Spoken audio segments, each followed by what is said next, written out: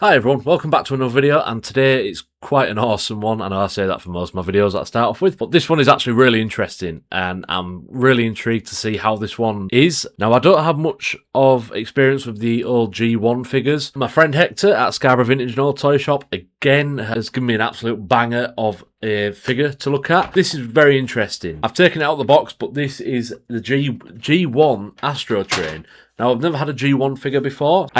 I'll just keep a disclaimer, I'm not keeping this, this is going back to the shop. I got the Studio Series Astrotrain yesterday, and he had this in stock, so I said, do you mind if I borrow it for a video? And he said, yeah, so this will be going back to the shop, so if you want to buy this, then please go and see him, and I'm sure he can do a deal on it for you. At the moment, it is going for £50, so bear that in mind if you want this. So yeah, let's actually get into it and compare the figures, and I think this will be a desk job, this one, because they are big figures. I'll just show you it on my desk. So here's the two figures, and they're both in the train mode. This one seems a bit wobbly. Oh, I put the gun underneath him, that'll be why. So they both sit very well, and as you can tell, the new one is a lot bigger. This one has actually yellowed quite a bit on the top, if you can see. You know, with a toy as old as this, it's going to happen. So as you can see, this one's got a lot of like greebling on the side, a lot of kibble and stuff. You know, I don't actually think it's too bad. I quite like the look of it, and I know a lot of people don't like this figure, but I really do like it. It's quite cool. You get the wheels underneath, which don't look the best, but I don't think this is a bad little shuttle mode. And this one cleans up really nice as well. Now, some of the joints on it is quite loose. You know, with a figure this old, it's going to be. And this actually does have die cast on it. So this part's die cast, I believe, and this piece here is die cast. So it's quite a weighty figure. That's all it is really for the shuttle mode. Here's a box I thought I'd just put in the background. And obviously this one does have blast effects. That one wins points on that. Whereas I don't really think they did blast effects back then. What we're going to do now, we're going to put them into the train mode and compare the train mode. Now, I'll talk through this one and I'll speed through the other one. That one's a lot more complicated. So with this, I've only done this once, so I'm just going to try and do it. This slides, I need to be careful with this figure because, like I said, this isn't mine. I know this slides up and down. There we go. Oh, I don't like doing that. Fold in. Like I say, I have to be very careful with this because it is old. These rotate down and out. Down and out. Now this here, oh, I've missed a big step. I'm going to open that. This slides down. And then you want to push these out and turn it around, flip them back in. And I think that one doesn't want to stay in, but there's a train mode, which is actually really cool. Obviously, the wheels don't move, but there's wheels here and here. It does roll really nice, actually. Let's get this one transformed and do a little comparison.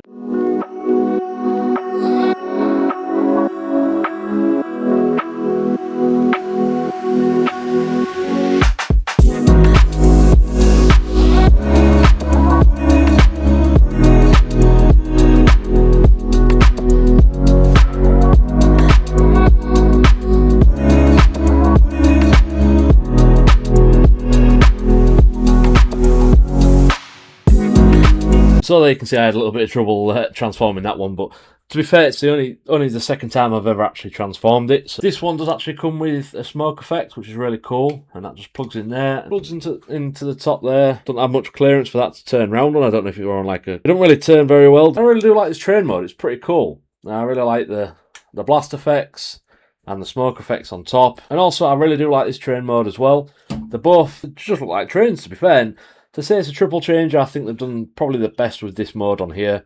And also on this one, it just looks like a train. And it's nice that you've got this die-cast piece here, and it makes it feel more premium. Like, I've always looked at G1 figures and thought, oh, they look a bit cheap. They look really nice. They feel nice. They don't feel cheap. I know some of the stickers are going a little bit, but, you know, comparing these two modes, 40-year difference between them. I really do like this Astrotrain, and a lot of people don't. I know he isn't 100% accurate to the cartoon, but I really like him. And it's nice to see the G1 counterpart here as well. So what we're going to do now is put them into the robot modes and compare that. Now, I might have a bit of trouble with this. I've only ever transformed this once, half an hour ago, so I'm just doing it all off memory. It takes me a while to transform this one, that's why. Right, so we'll do the G1 figure first, I believe. Turn these round and that. And then you've got to separate these, but they're quite tight, and I'm scared I'm going to break it. Because you've got to separate it and then pull them down. There we go. And these take a bit to pull out, and I don't really want to give it too much force. Like I say, I'm scared I'm going to break it. And then pull these wings out. They're quite stiff. Hold them up like that. Now we'll show the head out, and then pull these pieces out here. You have fingernails, and I don't, which is very awkward. There we go. Now they're out.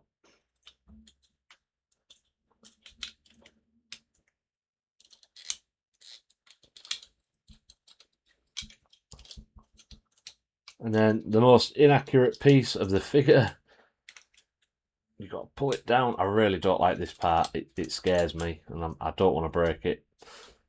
There we go. And you fold this out.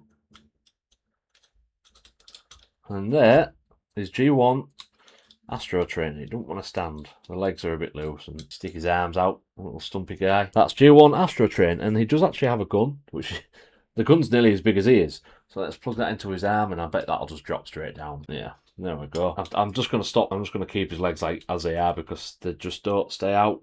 That's just due to the age of the actual figure itself. It's really cool to see how far Transformers have come in the past 40 years. Let's put him off to the side and we'll get the other Astrotrain. Like all the other more technical transformations, I'm not going to talk over it. I'm just going to speed it up.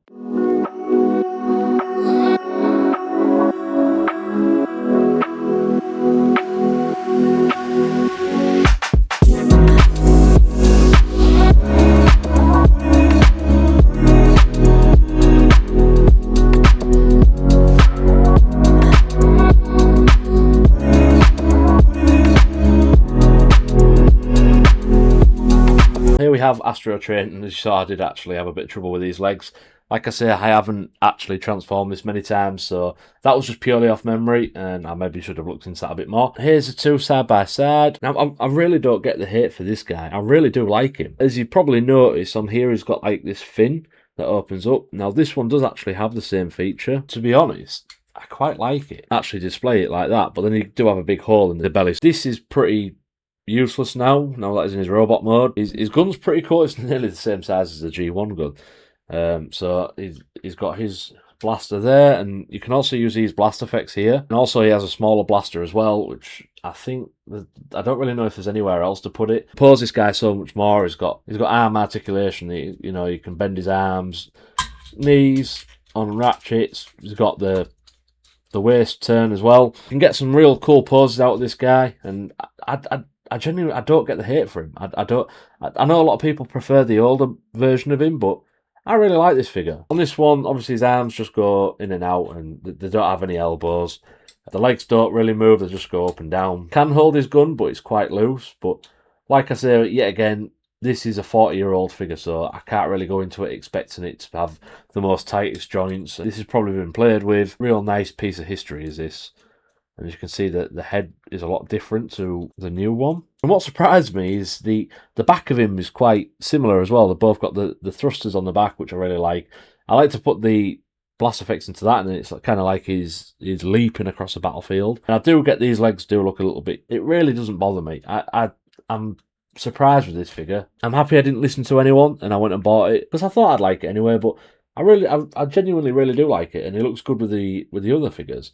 So what I'm going to do, I'm going to get a couple of other figures just to compare them with. Here's the Studio Series 86 Shockwave. Studio Series Bumblebee, so he's actually a little bit bigger than Bumblebee, technically. And since we've got Shockwave, we might as well have Soundwave here. It does look very out of place with the newer figures, but that's okay.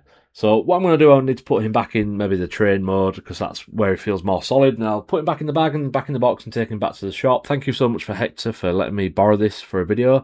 I really wanted to compare it to this. I hope I've done a fair comparison. If you enjoyed this video, please leave a like and subscribe. I really enjoyed having a G1 figure to compare. Now, I think he has the G1 Thundercracker, but that is a reissue.